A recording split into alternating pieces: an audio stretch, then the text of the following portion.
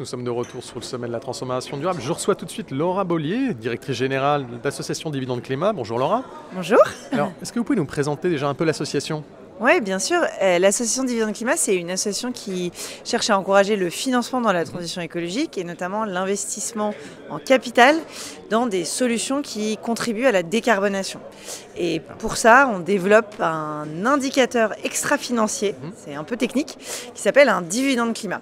D'accord. En très rapide, l'idée c'est de faire comme un peu le miroir d'un dividende financier pour le climat et de pouvoir mesurer l'impact climatique positif d'une entreprise et de le rendre traçable et valorisable pour ses actionnaires. D'accord. Vous sortez à l'instant de notre panel sur l'impact.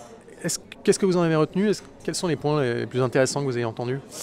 Je trouve que ce qui ressort, c'est pas mal d'accord sur le besoin d'harmonisation de la mesure d'impact, mais également de distinguer les indicateurs de mesure des différents frameworks, du reporting et des grands cadres. Et donc, ce qu'on s'est dit, c'est intéressant de savoir de quoi on parle avant de savoir comment on le juge très concrètement. Mais ça paraît bête, mais en fait, on a souvent tendance à partir du haut alors qu'il faut d'abord parler le même langage.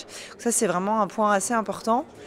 Et je dirais qu'il y a un autre point aussi qui m'a plu, parce que je suis d'accord, peut-être je suis biaisée, mais en tout cas, c'était de se dire qu'évidemment, il y avait une grande importance du régulateur qui devait aider en harmonisant, en standardisant et en imposant, mais qu'on pouvait avancer avant qu'il y ait le régulateur. On peut avoir des bonnes pratiques partagées sur le marché qui font déjà avancer sans attendre le régulateur. Donc je trouve que c'est quand même aussi un message d'espoir qui est assez chouette. Et en termes de message, est-ce que vous aviez un message que vous êtes venu porter lors de cette conférence ? Alors, un message, je ne sais pas, mais je pense, nous, ce pourquoi on travaille beaucoup, c'est de permettre de valoriser cette partie contribution climatique positive. Peut-être juste je donne un exemple très concret parce que sinon c'est souvent un peu flou, mais si vous êtes une entreprise qui, fait des pompes à chaleur aujourd'hui, en fait vous avez quand même une empreinte climatique assez négative parce qu'il faut les construire ces pompes à chaleur. Pour autant, a priori, quand vous les installez chez des clients ou des industriels, vous les aidez énormément à se décarboner. Et aujourd'hui, ces entreprises-là, ces solutions climatiques dont on a absolument besoin pour réussir nos objectifs, en plus de sobriété évidemment, elles ont du mal à être valorisées par les financeurs et elles ont du mal à valoriser leur impact, alors qu'elles sont extrêmement nécessaires. Et nous, c'est vraiment ce genre d'entreprise qu'on cherche à accompagner et à valoriser, et les financeurs qui les soutiennent.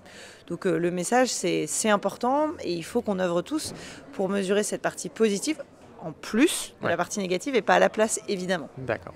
Merci d'être venu et d'avoir répondu à nos questions. Excellente fin de journée à vous. Merci beaucoup et à bientôt. À bientôt, au revoir.